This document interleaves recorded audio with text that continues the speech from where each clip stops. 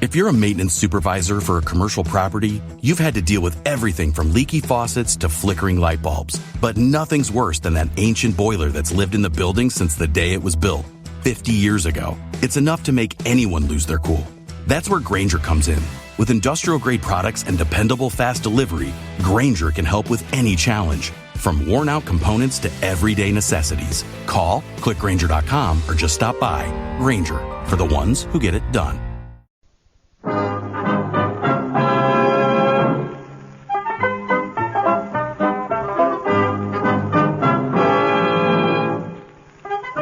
In just a moment, you'll hear James Stewart as the six-shooter. There's music for you tomorrow with two of your favorite song stylists, Dinah Shore and Frank Sinatra. And tomorrow you'll also hear a special RCA 35th anniversary program starring another of your vocal favorites, Perry Como. Friday also means comedy on NBC, and the laugh merchants include Fibber, McGee, and Molly, and the experts on Can You Top This? It's a big Friday evening on NBC.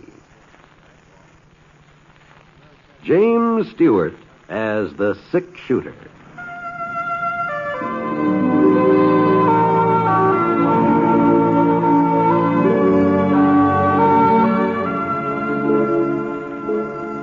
The man in the saddle is angular and long-legged. His skin is sun-dyed brown. The gun in his holster is gray steel and rainbow mother of pearl, its handle unmarked. People call them both the six-shooter.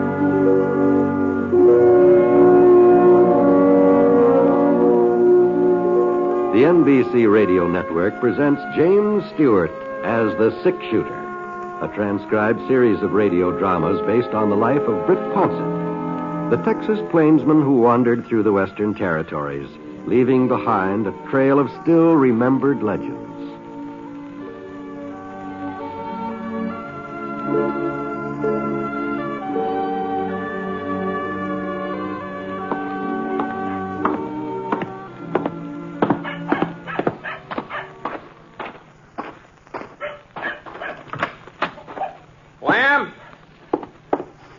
Lamb Trot! Oh. Where are you, Lamb? This stall here, Britt. I'm currying down one of my mares. Thought you said you was going to sleep late this morning. Oh, I just can't seem to get used to a hotel bed. The way you sink down in them, you feel like you're lying in a pile of quicksand. Well, where's Scar? Huh? Scar? Why, my horse. I thought maybe I'd take a ride out towards Saucer Mountain. Which stall's in, huh? Well, now, Britt, I don't want you to fly off the handle. What? What are you talking about? Well, the fact is, Scar ain't in no stall at the moment. Well, what's happened to him? Now, Britt, you know I wouldn't let anything happen to a horse that was left in my livery stable. You know that, don't you? Lamb, where's Scar? Just tell me where he is. Well, he's out. Out? You remember Jess Alden, who runs the Willow Fork Gazette? Sure. Well, sir, Jess and his wife Zoe has got a young lady visiting him. Myra Barker, her name is. She's Zoe's niece. Well, what in the thunder's all this got to do with my horse? No, there's no need to get the head up, Britt. I'm explaining to you about Scar. Well, you're telling me about some woman named Myra Barker. Now. Well, that's where Scar is at. Myra took him out for a little canter. What? Well, now, you see, she's from back east somewhere, and she ain't got no horse of her own, so every once in a while she rents one of mine. Well, all right, go on, Lamb. Well, she come into the stable this morning about an hour ago, just when I was opening up, and she said she felt like taking a little gallop to work up an appetite for breakfast, and so she is a first-class rider, Britt. I don't care if she... What's got into you, Lamb? The idea of letting some woman ride out of here with Scar. Well, I never heard such a thing in my life. Now, I tried to argue with her, but Miss Barker is a real forceful young lady. She said she was sure you wouldn't mind since she was only going a short ways, and she told me I was to give you the rental fee, and here it is, Britt, 25 cents. I don't want any money, Lamb. I want my horse. Well, they ought to be back, but now Miss Barker usually never stays out more than 30 minutes. Yeah, but now, Britt, don't start fretting about Scar. She'll bring him in all right. I'm not worried about him. He'll come in of his own accord. Of his own accord? What are you talking about? I've had that horse since he was a colt. I broke him myself. Sure, Britt, sure. Why, he won't let anybody else ride him but me.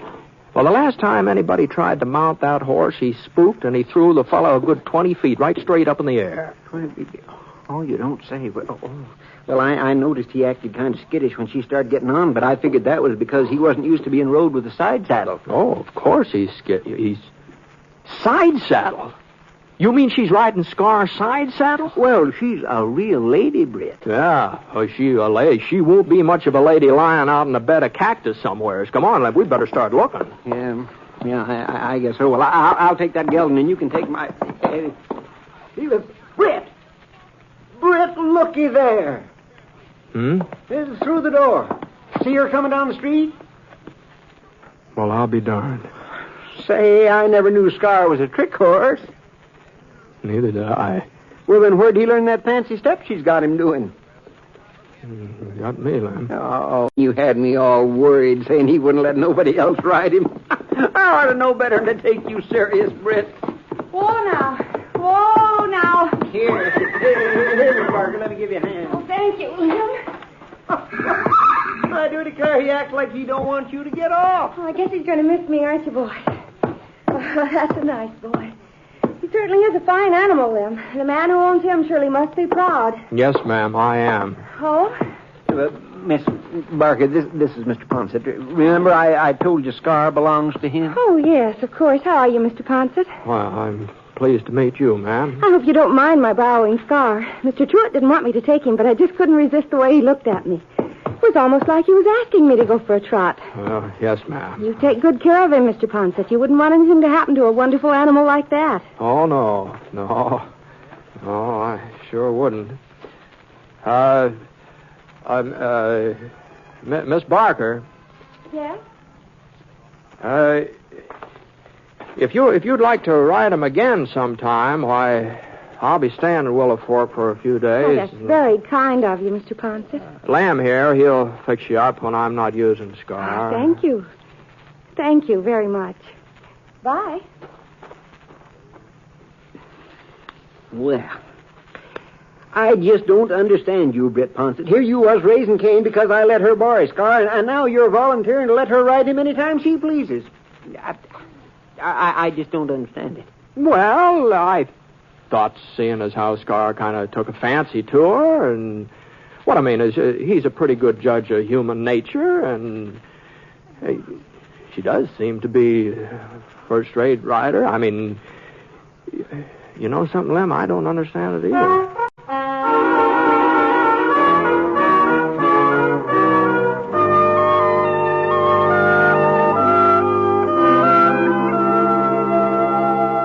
Was a nice-looking young lady. There wasn't any doubt about that. And I liked the way she spoke right out. She didn't beat around the bush like a lot of girls a man runs into. There was something about her eyes that... Well, anyway, I put my saddle on Scar, and we headed out towards Saucer Mountain. A couple of miles east of town, we came into a little hollow where nobody would be able to see us. Whoa, boy, whoa. Whoa, now slow down. Slow down.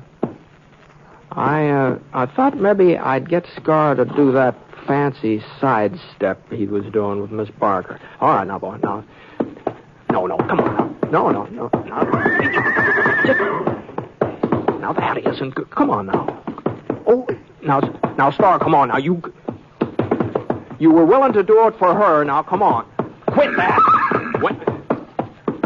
Well, he just wouldn't do a thing. Acted like he thought I was taking leave of my senses. Oh, quit. I went back up on the trail, let him travel in the style he was accustomed to. Oh. Must have been about noon the time we got back to town, and I pulled up in front of the cafe. Whoa, boy. Whoa, Scar. Whoa. Doggone you. Oh, Mr. Ponset. Oh, Miss Barker. I was hoping I'd run into you again. You were... Oh, you want to borrow Scar? Well, it's about Scar. But I won't be borrowing him anymore. Oh? You see, I found out I was wrong to take him this morning. Uncle Jeff told me that in the West, a man's horse is something he doesn't loan as a rule. I'm terribly sorry. I didn't mean to be so inconsiderate. Oh, you weren't being inconsiderate, Miss Barker. Back east, they probably have different customs, that's all. Then I'm forgiven? Oh, sure, ma'am. You're very generous, Mr. Ponset. Maybe you'll have dinner with us some evening. Well, So that I can prove to Uncle Jeff that I haven't completely disgraced the family name. Aunt Zoe's a very good cook. Yes, I've always heard about Miss Alden. I never had the opportunity to sample her food, though. Any evening at all. I'm sure you'd be most welcome. Well, since I don't know just how long I'm going to be stopping here in town, maybe I oughtn't to put it off too long. I'm going to be free tonight.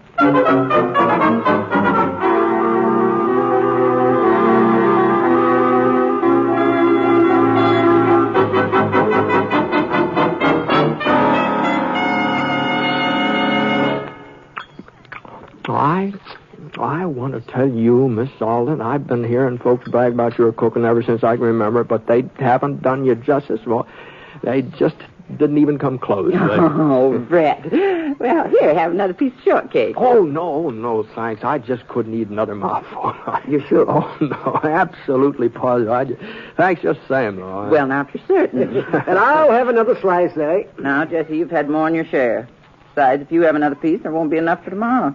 Shortcake ought to do for 2 meals. Well, you just offered Britt. That's different. He's company.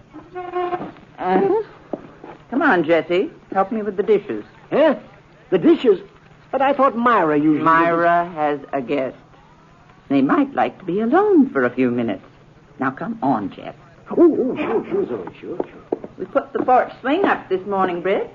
Suspect early for it, I know, but there sure is a feeling of summer in the air. Yes, ma'am. Yes. Would you, care to go out on the porch, Miss Barker? We don't have to unless you really want to. I mean, just because Aunt Zoe suggested it. No. I think I might enjoy it. All right, then. I'm afraid she isn't very subtle, is she? How's that? You know perfectly well Aunt Zoe was throwing me at you. I knew she would when I invited you. So? The fact is, I'm sort of a disappointment to Aunt Zoe. She's done everything in her power to marry me off. But so far, she hasn't had any luck. Oh, the young men she's introduced me to are all very nice and pleasant. But, well, the truth is, I don't want to get married. Oh, I see. I'm not the least bit interested in settling down and cooking meals. I like a change of scenery. I like to meet new people. Uh-huh. From what Uncle Jeff tells me about you, you feel the same way. Yeah, more or less, I reckon. So I thought that having you to dinner, well, it would please Aunt Zoe, and as far as we were concerned, we might get to be friends, but there'd be no danger of going beyond that point. Uh-huh. Well, now that that's all settled, shall we go inside? Oh, well, there's no hurry, is there? I mean, as long as there's no danger. Since we have this understanding, it is a nice evening, isn't it? Whatever you say. You know, Miss Barker, I was just thinking, every once in a while, somebody tries to get me married off, too. Friends of mine. Their intentions are good, but, well... Oh, I know how it is. What I was getting at is this. I haven't any idea how long I'll be here in Willow Fork, and, as long as I'm here, I was wondering if we couldn't see each other once in a while. That might take some of this marriage pressure off both of us. You see what I mean? Well, I suppose so, but... And we wouldn't be running any risk, seeing as how we have the understanding, you know. And your aunt would be pleased, my friends would be pleased, and... Well, you know, you're awful good company, Miss Barker. Why, thank you. Well, how about it? Well, all in all, I think it's a very practical idea, Mr. Ponset. I'd be delighted to see you again. Good. That's fine. Well, now, I'll get in touch with you the next time there's a doings. It probably won't be right away, but I'll get in touch with you.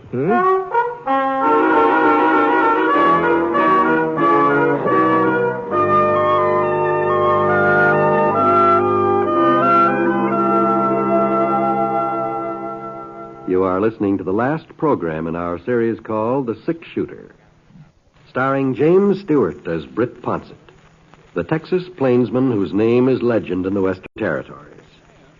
Now, Act Two of the story called Myra Barker.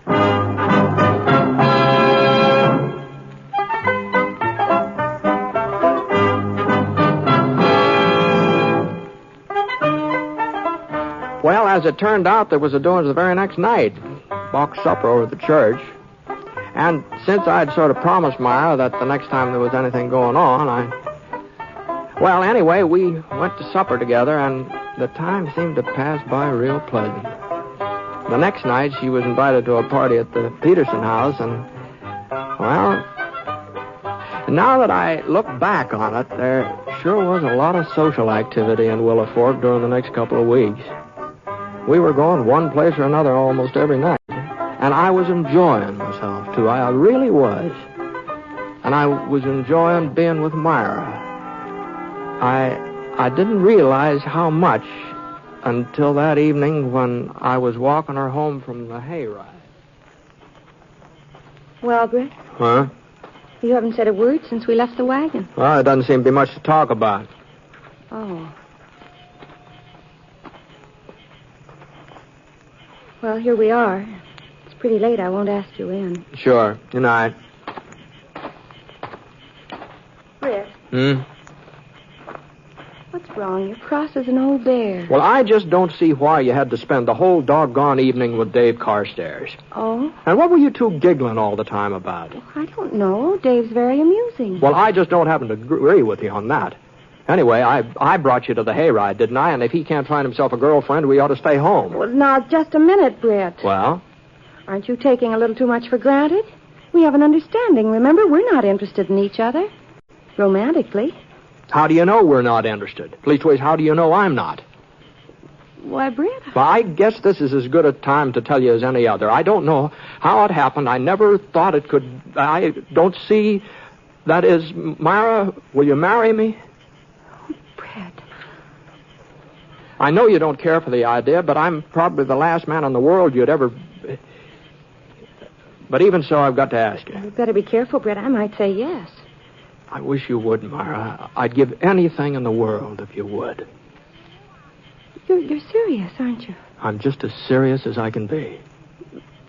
But we both said that we didn't want to settle down. That we weren't interested in love or marriage. A man can change his mind, can't he? Myra? I guess if a man can change his mind, a woman can, too. Myra, is that you out there? Yes, Uncle Jess. It's time you were coming in, ain't it? It's almost 11 o'clock. I'll be right along. Can't you let him alone for a minute, Jess? I've got to get up in the morning, Zoe, and I need my sleep. I know I haven't got much to offer you, Myra, but I've saved up a little money, enough to get started. I thought maybe I could buy us a ranch. That is, if you'd like ranch life. Well, I haven't said I'd marry you, Britt. But I thought, well, you said you felt the same way I do, didn't you? I'm in love with you, Britt. I'll admit it. Well, But then... we're not children. We're used to living our own lives, and we've never put down roots, either one of us. Well, it's high time we did. I've got to think it over. Just let me sleep on it.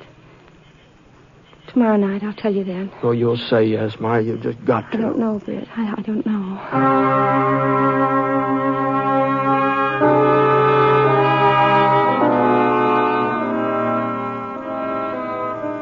Well, I put in some long days in my life, but that next one, that was the longest I ever spent. Boy. Every once in a while, I'd start thinking that it just couldn't be. That I hadn't really asked a girl to marry me. But then I'd remember Myra, and it seemed like asking her to be my wife was the most sensible thing I'd ever done.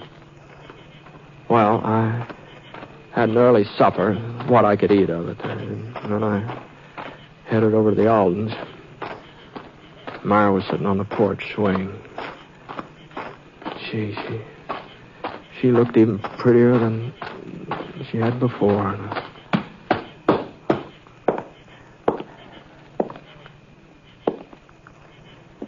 Hello, Myra.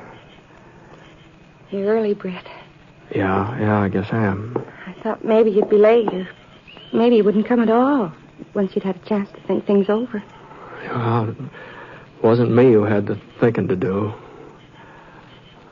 Well, Myra... I'll marry you, Britt. Oh. I couldn't turn you down, even if I thought it was best. Even if I knew it was. Oh, this is the best. Is it? Are you sure the day won't come when you're sorry you're tied down, when you're sorry you can't go off on a cattle drive to Kansas, or you can't head over to a new mining camp in Nevada, or you can't just be by yourself when you want to? No, I've had my share of cattle drives and mining camps, more than my share. And I don't want to be alone anymore, Myra. And besides, settling down will be just as hard for you as it is for me, you know. Your life will be changed, too. It won't be as hard. A woman has roots even if she doesn't realize it. They're there all the time, waiting to take hold. And when if she has a home and a family, forgetting everything else is easy. She does her traveling and her dreaming and her wanting through her children. No, Britt, it's harder for a man. But I'll manage And it. the day won't come when you'll want to get in the saddle and ride up as far as the snow on the mountains. The day won't come when somebody will ask you for help, you and your six-shooter, a friend who needs you. You'll just have to do without. Well, maybe someone like Sheriff Jennings at Eagle Falls, a friend like him. What makes you mention Sam Jennings? You don't even know him, do you? A man came into the Gazette office this morning while I was there.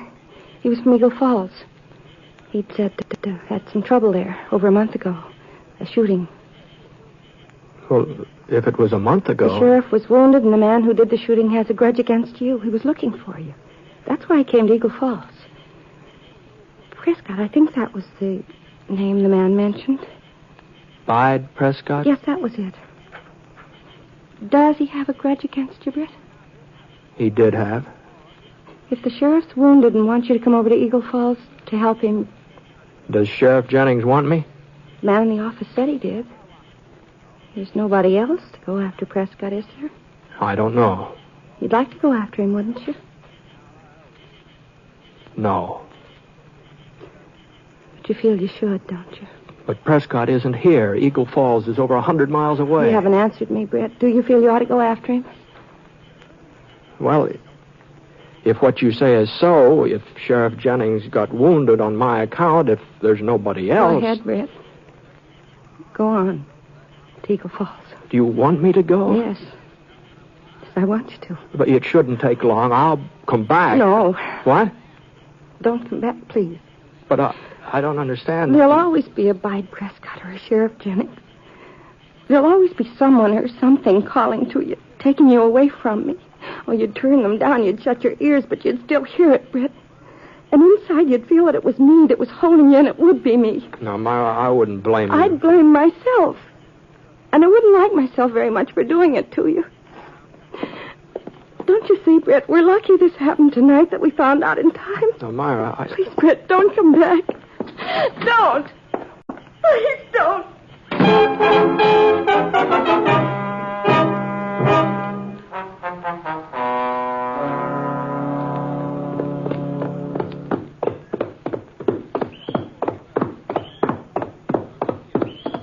Britt? Hold up a minute, Britt. Oh, good morning, Jazz. Whoa, Scar. Whoa. Do you mind stepping into the office a minute? I'd like to talk to you. Well, I Won't take long. All right, Jazz. Easy, boy.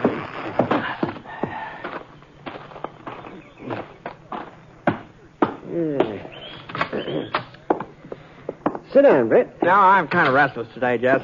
Thanks, anyway. You sure have a fiddle foot, don't you? Yeah, guess so. And you're on your way out of town, huh? Yeah. See, what about Myra? She's a fine girl, Jess. Really a fine girl. Mm-hmm. Britt, you're leaving on account of Sheriff Jennings over to Eagle Falls sent for you. Ain't that your reason? You might say so, in a way. Well, now, I don't want you to think that I meant to eavesdrop last night when you was talking to Myra, but somehow Zoe forgot to shut the parlor window, and We just couldn't help hearing a certain amount of what you said. Mm-hmm. Sure, yeah. Well, it ain't true what Myra told you. Leastways, the part about Sheriff Jennings sending for you, that ain't true.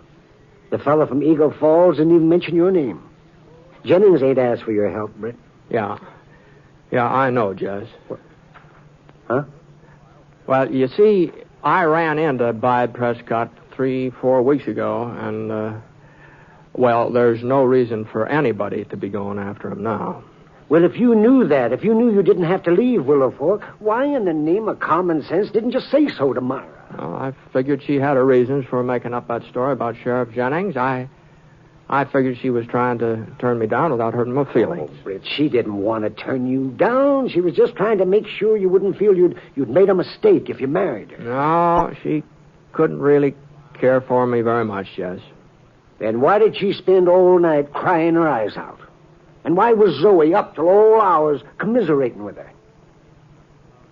Well, thanks for telling me that, Jess. Then you ain't leaving. Well, I'm leaving.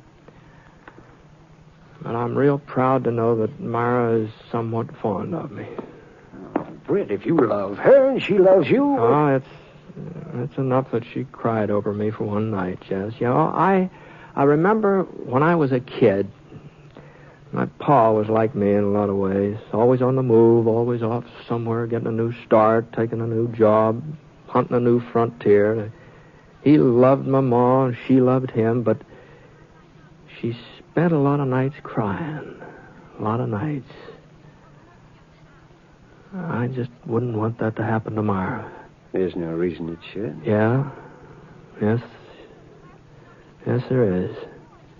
When she was telling me that story about Sheriff Jennings wanting me to come over to Eagle Falls, I looked at myself real hard, and I knew that if it had been true, if Sheriff Jennings really had sent for me, well, it had been pretty hard for me to turn him down. Even for Myra's sake, it had been pretty hard. And someday I reckon I wouldn't be able to turn him down or anybody else like him, and Myra'd spend another night crying, you see. One of these days you'll change, Britt. Maybe I will. Maybe I will. Well, can I tell Myra that you might come back to Willow Fork? No, Jess, I don't think you better. Of course, if I do come back and she's still... Well, maybe we just better wait and see what happens. So long, Britt.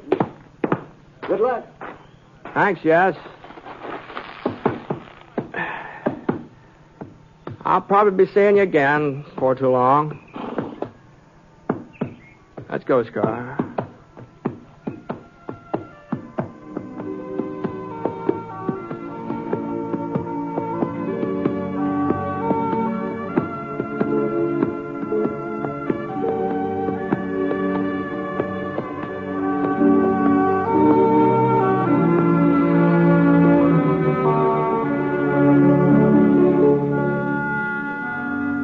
The last program in the current series of The Six-Shooter, a transcribed NBC Radio Network production in association with Review Productions. It is written by Frank Burt and is based on a character created by him. Mr. Stewart may currently be seen in the Universal International picture The Glenn Miller Story. Others in the cast were Virginia Gregg, who played Myra, D.J. Thompson, Howard McNear, and Parley Baer. Special music for this program was by Basil Adlam, and the entire production is under the direction of Jack Johnstone. All characters and incidents were fictitious, and any resemblance to actual characters or incidents is purely coincidental. It's been good to be with you with the Six-Shooter each week, and I hope that sometime, somehow, we can do it again. This is John Wall speaking.